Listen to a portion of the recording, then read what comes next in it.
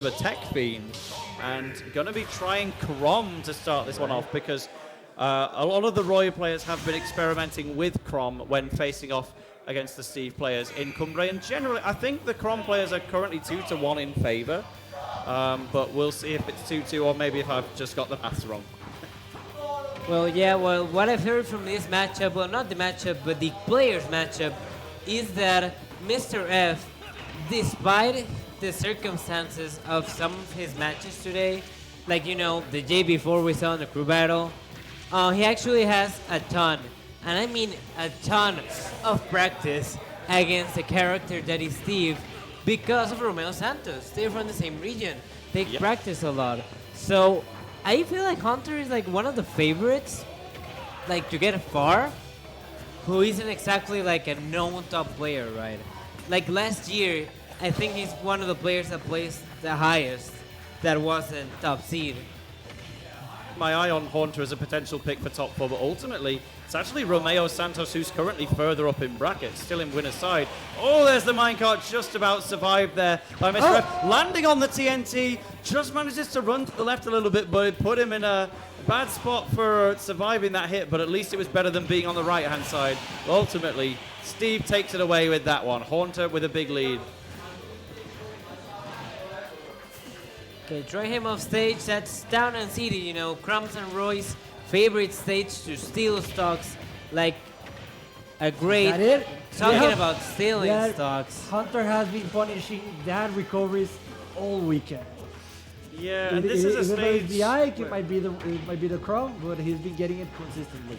The curvature of the stage means it's somewhat avoidable. Like, Steve cannot physically place a block in that 45-degree angle. Really good double-edged dance from Crom to take the stock away there, but there's always at least a little bit of a route if you're properly hugging the stage, but that makes you more vulnerable to stuff like Steve down tilt, for instance. Oh, damage! That was 99% out of wood.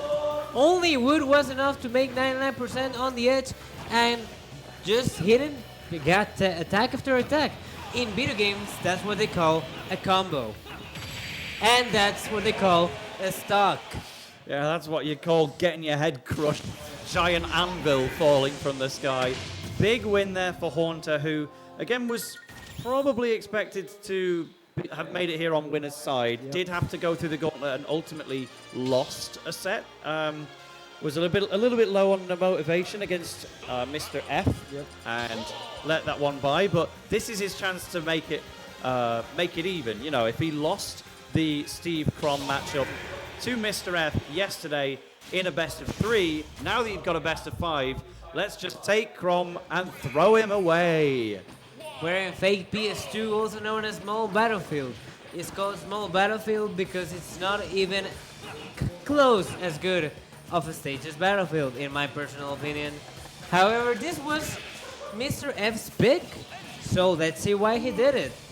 Usually, this is the stage I like to call the online players' pick in offline brackets, but we'll have to see what goes on now because Mr. F is in the advantage, and as soon as I say that, he is one stock down. Oh, actually, just to say, hey, if you're going to follow me down, I'm going to deal with that. And any blocks that you might be placing above me, I'm at least going to take a little swing. So, great recovery from Mr. F. He is still alive and winning this match. Especially with the smash. No, You're not going to take that one. Big lead here for El Salvador. Right, we'll have to see how I don't Hunter even reacts understand. there. Have you ever played Minecraft? Is that your thing? You cannot place blocks in the air. It's literally not even possible in Minecraft. Right, like- to get blocks in the air, you have to build your way up from the ground. How did we get that sort of mechanic in a Smash game that is actually from Pyra? Because Mr. Sakurai felt that Steve needed it. Yeah. Oops. She needed that as well.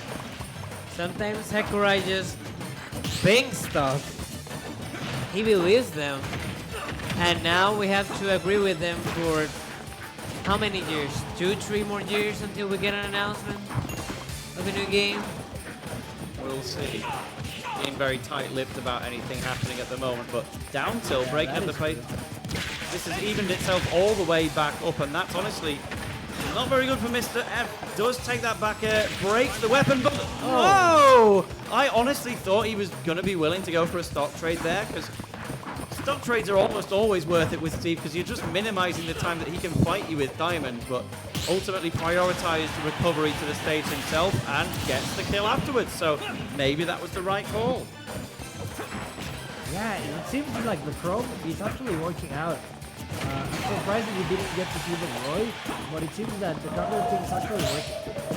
If Haunter lost to Crom yesterday in this matchup, I get it. Falls out the up smash, but the Soaring Slash was the wrong way, just barely hanging on. Can you get back off that ledge? Haunter decides to do absolutely nothing and then gets the forward air as soon as Mr. F eventually acts.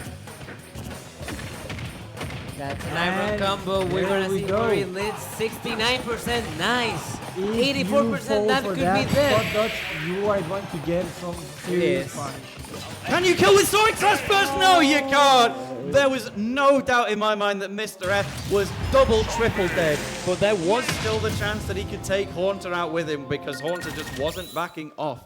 But no, not quite enough reach on there, and the blocks getting in the way. So 2-0 up for Haunter. It looks like the comeback on the Crom matchup might be coming true. But with Live and Learn, that's a motivator if ever I've heard one. Yep. Start the battle.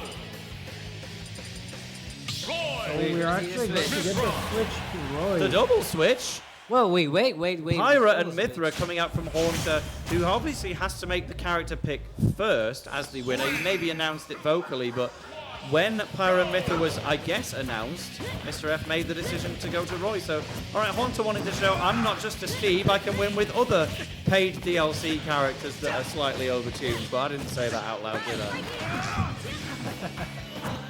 Well, I actually thought just, I don't know, I'm just surprised. I haven't seen this character from Hunter, you know? Like, I know he plays I, and I know Mr. F is cooking something right now for us.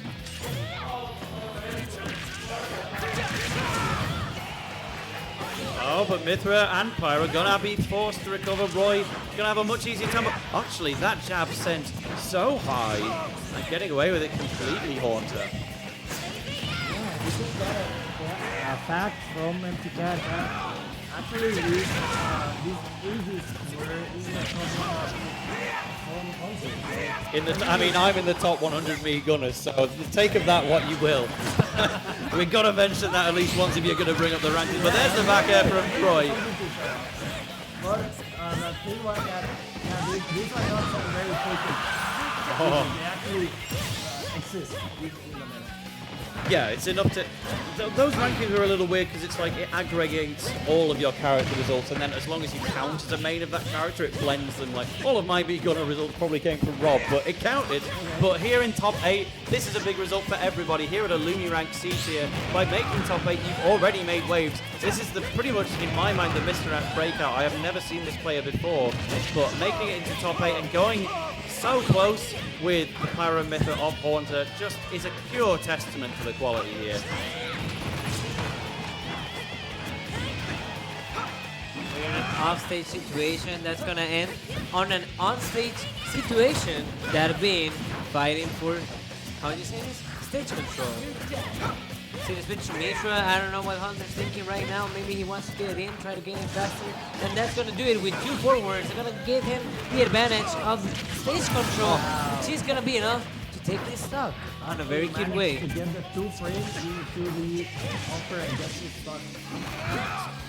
So now this is the last stock for Mr. F. He's done so well to claw into top 8, beating out all the other Roys in the process. Haunter already fell, Napki already fell, they both got 9th.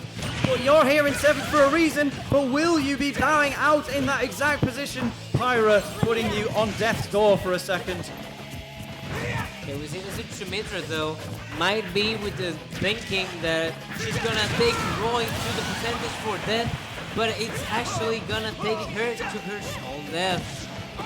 Now it's 89%, this could be the last icon of Mr. F in the official Cumbre bracket if he doesn't do something about it. What is he doing? Something about it. 36%. What's gonna happen now? Fully blocks the blazing end, doesn't get the punish though. Pyra, I think, actually crouched under a Roy forward air. That is micro spacing at its finest. Now you're gonna get the back throw, barely sending anywhere. And Hunter gets stage control again. Last time he did this, he won. He almost. Aggressive side B out of the ledge.